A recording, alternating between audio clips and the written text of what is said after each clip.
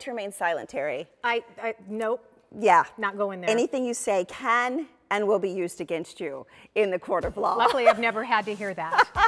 Thank so goodness, far, so and good. hopefully you haven't either. You are looking at what we were just reciting. It is, of course, the Miranda that we all are so familiar with. And what you're looking at is a reproduction of a Miranda card signed by Ernesto Miranda himself. How cool is that? That's just one of the many cool artifacts that are featured at the Phoenix Police Museum. Jennifer Eastman, she is a retired police officer. She's the assistant there at the museum. You've brought just some of these cool items. This is Ernesto Miranda. We were just talking about the Miranda card. Tell us his story. So he was arrested in 1963, accused of a crime. He served some time in jail. They ended up taking his case to the Supreme Court, found out that maybe some of his rights were not properly explained. The Supreme Court said yes, he had indeed been violated. He was retried, and then in 1966, the Supreme Court said, you know what?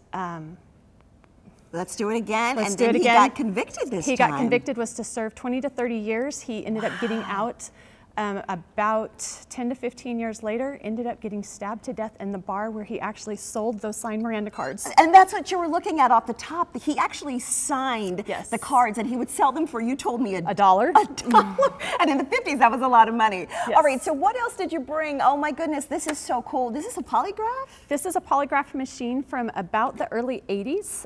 Now today we use mostly computers. Over here to the right, we have what our negotiations team once used in negotiating with hostages and suspects.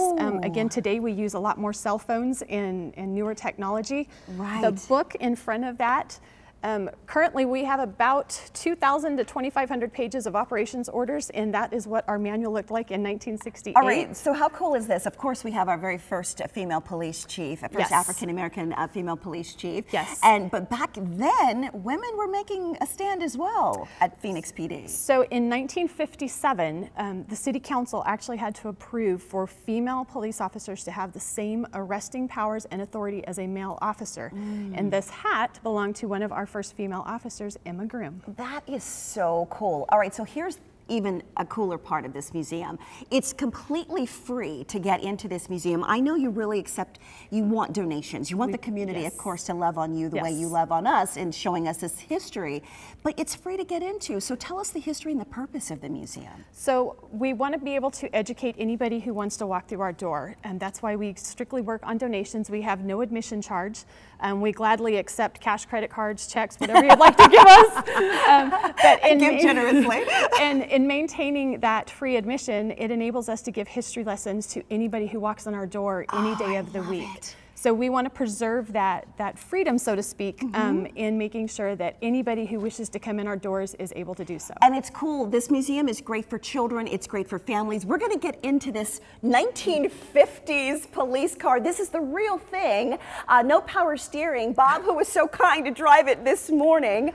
Okay, so you can get inside of this at the museum. Is that right, Jennifer?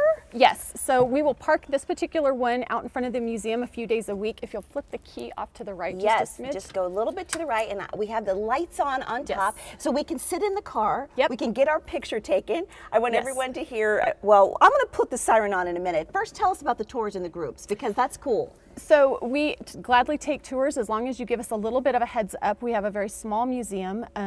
We will gladly take school tours. We have senior tours. We have group homes that come in. And we can rent this car too. You can rent this car as well as our 1967 Ford. We will take it out to any event for a small donation. Okay, a small again, the key donations.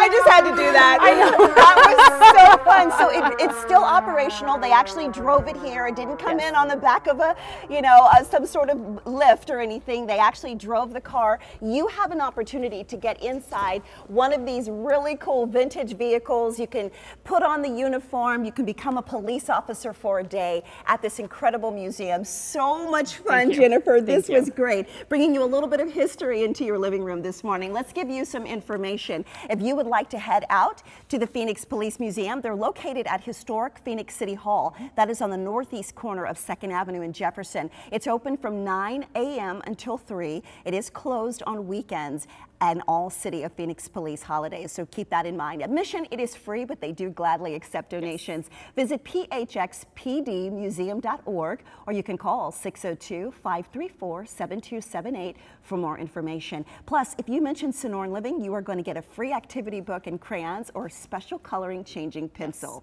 Thank you. So great. Great to have you here. Thank you very much. This was such a cool idea. Isn't this fun, Terry? Oh my gosh, you know, I swear, now they're driving, what, Mustangs Yeah. with unmarked Mustangs now. I mean, have they come a long way or what? Absolutely, but it's still fun to see the old, you know? It's Oh still my fun gosh. to get into it and experience and step back in time. Right, and I'm not sure if our audience could really hear, but that takes a while for that siren to ramp crank it up. up. No more whoop whoop. Okay, not that I've ever heard that before either. Okay.